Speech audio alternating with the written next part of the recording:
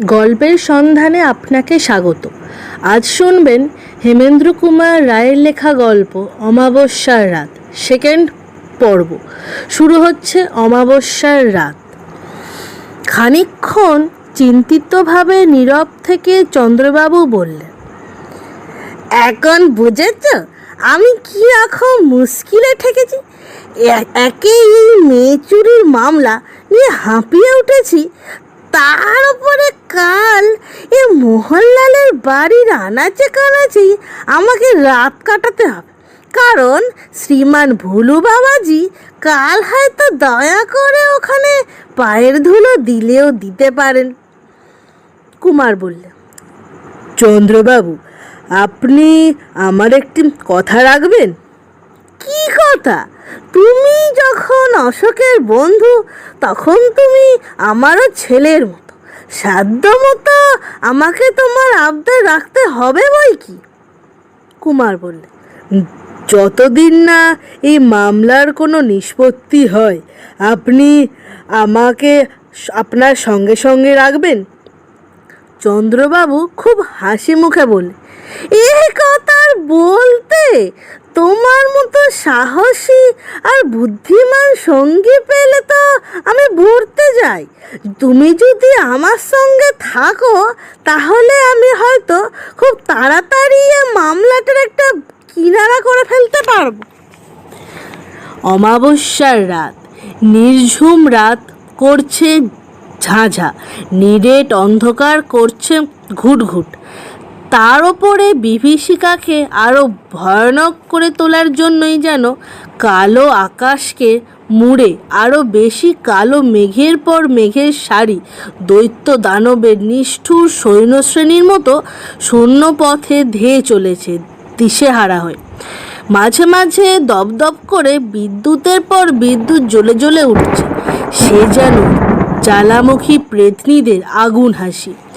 বন জঙ্গল বড় বড় গাছপালাকে দুলিয়ে ধাক্কা মেরে নুইয়ে দুরন্ত বাতাসের সঙ্গে কারা যেন পৃথিবীময় পাগলের কান্না কেঁদে ছুটে ছুটে বেড়াচ্ছে আর মাথা কুটে কুটে বুক চাপড়ে বেড়াচ্ছে। মানুষপুর যেন এক দুঃস্বপ্নের মধ্যে ডুবে প্রাণহীন হয়ে পড়ে আছে। সেখানে যে ঘরে ঘরে অসংখ্য মানুষ প্রাণ হাতে করে সজাগ হয়ে আছে, বাইরে থেকে এমন কোনো সাড়াই পাওয়া যাচ্ছে না। খুব উঁচু একটা বটগাছের ডালে বসে কুমার নিজের রেডিয়ামের হাত ঘড়ির দিকে তাকিয়ে দেখলে রাত 12টা বাজতে আর মোটে 10 মিনিট দেরি আছে। বন্দুকটা ভালো করে বাগিয়ে ধরে কুমার গাছের ডালের ওপরে যতটা পারে সোজা হয়ে বসল। সে নিজেই এই গাছটা পছন্দ করে নিয়েছে, যদি কোনো সাহায্যের দরকার হয়। তাই তার জন্যে চন্দ্রবাবু গাছের নিচেই এক চৌকিদারকে মোতায়েন রেখেছেন। এই গাছ থেকে 30-35 ফুট দূরেই সেই নির্বোধ মোহনলালের বাসা বাড়ি। চন্দ্রবাবু নিজেও কাছাকাছি কোথাও ঝোপঝাড়ের ভিতরে সদল বলে গা ঢাকা দিয়ে আছে। কুমার নিজের মনে মনেই বললে, আর 5-8 মিনিট। এ মিনিটগুলো যেন ঘড়ির কাঁটাকে জোর করে টেনে রেখেছে। এরা যেন তাকে এগুতে দিতে রাজি নয়। আর 6 মিনিট। চন্দ্রবাবুর কথা যদি ঠিক হয় তাহলে 12টা বাজলেই সেই আশ্চর্য বাঘের চিৎকার শোনা যাবে। একেলে বাঘগুলোও কি সভ্য হয়ে উঠল? ঘড়ি না দেখে মানুষের ঘাড় ভাঙতে বেরোয় না। হাওয়ার রোগ ক্রমেই বেড়ে উঠছে, গাছটা বেজায় দুলছে, গাছ থেকে না পড়ে যাই আবার। আর 4 মিনিট, আর 3 মিনিট, আর 2 মিনিট। কুমারের হৃৎপিণ্ডটা ভীষণ উত্তেজনায় যেন লাফাতে শুরু করলে। ছিদ্রহীন অন্ধকারে এদিক থেকে ওদিক পর্যন্ত আগ্রহদীপ্ত চোখ দুটোকে ক্রমাগত বুলিয়ে সে তন্ন তন্ন করে খুঁজতে লাগলো যে মূর্তিমান আতঙ্ক এক্ষুনি এখানে এসে আবির্ভূত হবে, কিন্তু তার কোনো খোঁজই তো পাওয়া যাচ্ছে না। আচ্ছা, বাঘ যদি এদিকে না এসে অন্যদিকে যায়, কিন্তু যেদিকেই যাক বাঘে ডাক তো আর সেতারের মিনমিনে আওয়াজ নয়, তার গর্জন আমি শুনতে পাবই। আর বাঘের বদলে যদি এদিকে আসে ভুলু ডাকাতের দল, তাহলেও মন্দ হয় না। আর 8 মিনিট। গো গো গো গো করে আচম্বিতে ঝড় জেগে উঠে বটগাছটার ওপরে ভীষণ একটা ঝাপটা মারলে পড়তে পড়তে কুমার কোনো রকমে নিজেকে সামলে নিল। ঠিক রাত 12টা। সঙ্গে সঙ্গে কান ফাটানো এক বাঘের গর্জন। বাঘের ডাক যে এমন ভয়ানক আর অস্বাভাবিক হতে পারে কুমারের সে ধারণাই ছিল না। তার সমস্ত শরীর যেন শিউরে শিউরে মূর্ছিত হয়ে পড়বার মতো হলো। আবার সেই গর্জন, একবার, দুবার, 3বার। সে গর্জন শুনে ঝড়ও যেন ভয়ে স্তম্ভিত হয়ে গেল। আকাশের কালো মেঘের বুক চিড়ে ফালা ফালা করে সুদীর্ঘ এক লকলকে শিখা জ্বলে উঠল এবং নিচের দিকে তাকিয়ে কুমার স্পষ্ট দেখলে প্রকাণ্ড একটা বাঘ সামনের জঙ্গলের ভিতর থেকে তীরের মতো বেরিয়ে এলো এবং অমনি তার বন্দুক ধুম করে অগ্নিবৃষ্টি করলে। তারপরেই প্রথমে বাঘের গর্জন এবং সেই সঙ্গে মানুষের করুণ আর্তনাদ। বাঘের ডাক আর মানুষের আর্তনাদ থামতে না থামতেই সারি সারি লণ্ঠনের ও ইলেকট্রিক টর্চ আলোতে চারিদিকের অন্ধকার যেন খণ্ড খণ্ড হয়ে গেল। ঝোপঝাড়ের ভিতর থেকে দলে দলে পুলিশের লোক গোলমাল করতে করতে বেরিয়ে আসতে লাগলো। কুমারও তত্তর করে গাছের ওপর থেকে নেমে এলো, কিন্তু নেমে এসে গাছের নিচে চৌকিদারকে আর দেখতে পেল না। নিশ্চয়ই বাঘের ডাক শুনেই পৈতৃক প্রাণটি হাতে করে সে চম্পট দিয়েছে। মুখ তুলেই দেখে চন্দ্রবাবু এক হাতে রিভলভার আর এক হাতে ইলেকট্রিক টর্চ নিয়ে ছুটতে ছুটতে কুমারের দিকেই আসছেন। কাছে এসেই চন্দ্রবাবু উত্তেজিত স্বরে বললে, কুমার, তুমি কি বন্দুক ছুড়েছ? কুমার বললে, আগে হ্যাঁ, আমি বাঘটাকে দেখেই বন্দুক ছুঁড়েছি, কিন্তু আর্তনাদ করে উঠল একজন মানুষ। বাঘটাকে তুমি কোনখানে দেখেছ? খুব কাছেই, ওই যে দেখুন না, ওইখানে। চন্দ্রবাবু সেই দিকে ইলেকট্রিক টর্চের আলো ফেলে বললেন, কই, ওখানে তো বাঘের চিহ্নও নেই, কিন্তু মাটির ওপরে ওখানে কে বসে আছে? 2 পা এগিয়েই তিনি বিস্মিত স্বরে বললেন, আরে এ যে আমাদের পটল বাবু। কুমার এগিয়ে দেখলে পটল বাবু মাটিতে বসে গায়ে চাদরখানা দিয়ে নিজের ডান পা খানা বাঁধবার চেষ্টা করছেন। চন্দ্রবাবু বললেন, এ কি পটল বাবু, আপনি এখানে কি করছেন? আপনার পায়ে কি হয়েছে? চাদর জড়াচ্ছেন যে? পটলবাবু যন্ত্রণায় মুখ বিকৃত করে বললেন, যে জন্য আপনারা এখানে, আমিও সেই জন্যই এখানে এসেছি, কিন্তু ওই লোক যে গুলি করে আমার একখানা পায়ে দফা একেবারে রফা করে দেবেন তা তো জানতাম না মশাই। গুলিটা যদি আমার মাথায় কি বুকে লাগতো তাহলে কি করতেন? কুমার অপ্রস্তুত স্বরে বললাম, কিন্তু আমি যে সচক্ষে বাঘটাকে দেখেই বন্দুক ছুঁড়েছি, আপনার পায়ে কেমন করে গুলি লাগলো কিছুই তো বুঝতে পারছি না। ক্রুদ্ধ স্বরে পটলবাবু বললেন, বাঘে দেখে বন্দুক ছুঁড়েছেন না, ঘোড়ার ডিম করেছেন। কাছেই কথা একটা বাঘ ডেকেছিল বটে, কিন্তু এমনটায় কোনো বাঘ আসেনি। এখানে বাঘ এলে আমি কি দেখতে পেতাম না? আপনি স্বপ্নে বাঘ দেখে আঁতকে উঠেছেন মশাই। ঠিক মাথার ওপরকার একটা গাছ থেকে কে বলে উঠল, না।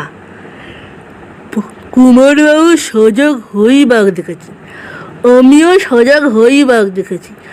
পটলবাবু যেখানে বসে আছেন বাঘটা ঠিক সেইখানেই এসে দাঁড়িয়েছিল। সকলে আশ্চর্য হয়ে ওপর পানে তাকিয়ে দেখলে গাছের গুঁড়ি ধরে একজন লোক নিচে নেমে আসছে। চন্দ্রবাবু সবিস্ময় বললেন, এই কি মোহনলাল বাবু, গাছের ওপরে চড়ে আপনি এতক্ষণ কি করছিলেন? কুমারের দিকে আঙুল দেখিয়ে মোহনলাল বললে, গাছের বসে ওই লোকের যা করছিল আমিও তাই করছিলাম, অর্থাৎ দেখছিলাম বিপদ কোন দিক দিয়ে আসে। মোহনলালের বয়স হবে প্রায় 44, মাথায় কাঁচা পাকা বাবরিকার চুল, মুখেও কাঁচা পাকা গোঁফ ও ফ্রেঞ্চ কাট দাড়ি, রং শ্যামবর্ণ, দেহখানি ও খুব লম্বা চওড়া। দেখলেই বোঝা যায় বয়সে পৌঢ় হলেও তার গায়ে রীতিমতো ভালো শক্তি আছে। চন্দ্রবাবু বললেন, আপনি বাঘের কথা কি বলছিলেন না? মোহনলাল বললে, হ্যাঁ, পটলবাবু যেখানে বসে আছেন বিদ্যুতের আলোতে ঠিক ওইখানেই আমি একটা মস্ত বড় বাঘকে সচক্ষে দেখেছি। তারপরেই বন্দুকের আওয়াজ হলো, সঙ্গে সঙ্গে শুনলাম বাঘের গর্জন আর মানুষের আর্তনাদ। তারপরে এখন দেখছি এখানে বাঘের বদলে রয়েছেন পটলবাবু। পটলবাবুর মরা মানুষের চোখের মতো চোখ দুটো হঠাৎ একবার জ্যান্ত হয়ে উঠেই আবার ঝিমিয়ে পড়ল। তারপর তিনি বিরক্ত স্বরে বললেন, এখানে যে বাঘটা কিছু আসেনি তার সবচেয়ে বড় প্রমাণ হচ্ছে আমি নিজে। বাঘটা এখানে এলে আমি এতক্ষণ জ্যান্ত থাকতুম না। চন্দ্রবাবুও সায় দিয়ে বললেন, হ্যাঁ পটলবাবু, এই যুক্তি মানতে হবে, আপনারা দুজনেই ভুল দেখেছেন।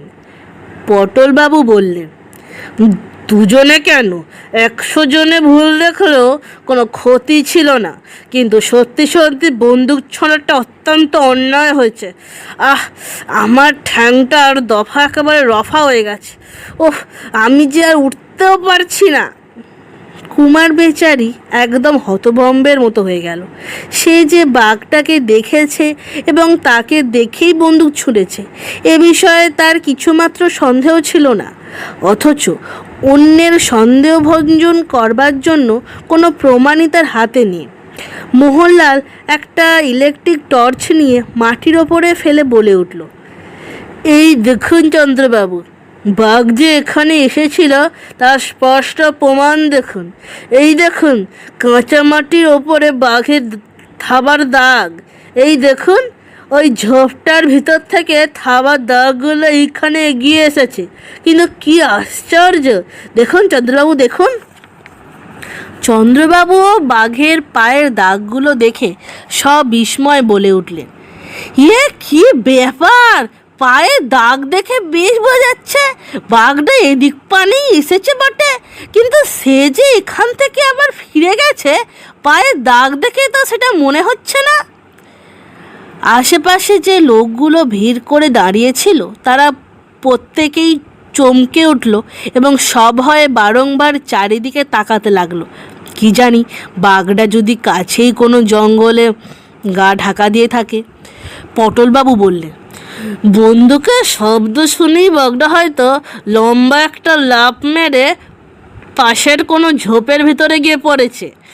যদি এখানে কোনো বাঘ এসে বলে তখন আমি মানতে রাজি নই, কারণ আমি নিজে কোনো বাঘ দেখিনি। বাঘের পায়ের দাগগুলো আরও খানিকক্ষণ পরখ করে মোহনলাল বললেন, না, বাঘ যে এখানে এসেছিল সে বিষয়ে আর কোনোই সন্দেহ রইল না। এখান থেকে সবচেয়ে কাছের ঝোপ হচ্ছে অত্যন্ত 40 হাত দূরে। কোনো বাঘই এক লাফে অত দূরে গিয়ে পড়তে পারবে না। কিন্তু কথা হচ্ছে বাঘটা তবে গেল কোথায়? পটলবাবু বললেন, সে কথা নিয়ে পরে অনেক মাথা ঘামাবার সময় পাবেন। আপাতত আপনারা আমাকে একটু সাহায্য করুন দেখি, আমার আর দাঁড়াবার শক্তি নেই। ও ঠ্যাংটা দফা একেবারে রফা করে দিয়েছে দেখছি। কুমারবাবু মস্ত শিকারী আপনি, বাঘ মারতে এসে মারলেন কি না মানুষকে, আর মানুষ বলে মানুষ একেবারে আমাকেই।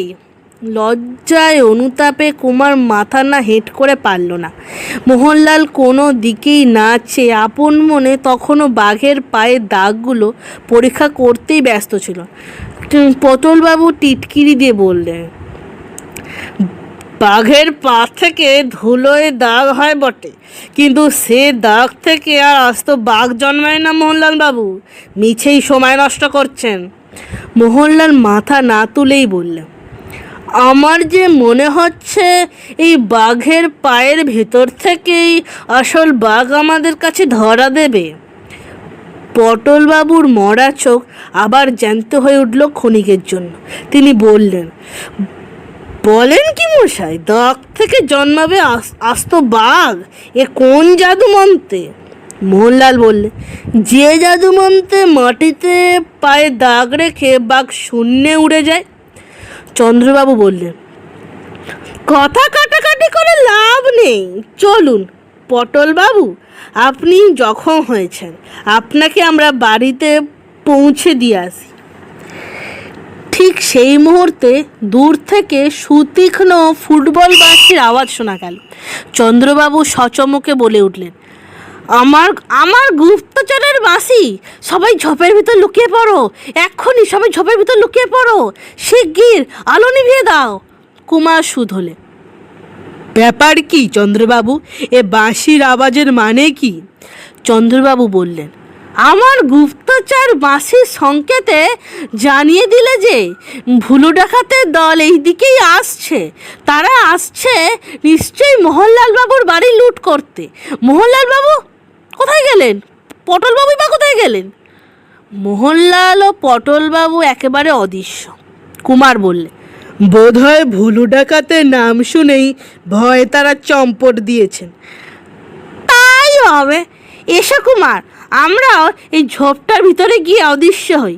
বলেই কুমারের হাত ধরে টেনে চন্দ্রবাবু পাশে একটা ঝোপের মধ্যে প্রবেশ করলেন। বিপদের ওপরে বিপদ। ঠিক সেই সময় আকাশের অন্ধকার মেঘগুলো যেন ফুটো হয়ে গেল। ঝুপঝুপ করে মুষলধারে বৃষ্টি ঝরে নিরানন্দের মাত্রা যেন পূর্ণ করে তুলল।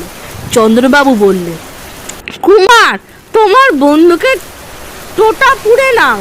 এবারে আর বাঘ নয়, হয়তো আমাদের মানুষ শিকারি করতে হবে। কুমার বললেন, সে অভ্যেস আমার আছে, এর আগেও আমাকে মানুষ শিকার করতে হয়েছে। আজকের পর্ব এই পর্যন্তই। আজকের পর্বটি আপনাদের কেমন লাগলো কমেন্ট করে জানাবেন আমাদের। গল্পটি ভালো লাগলে লাইক করবেন, শেয়ার করবেন এবং সাবস্ক্রাইব করবেন আমাদের ইউটিউব চ্যানেল। দেখা হচ্ছে পরের পর্বে। সকলে ভালো থাকবেন, সুস্থ থাকবেন। নমস্কার।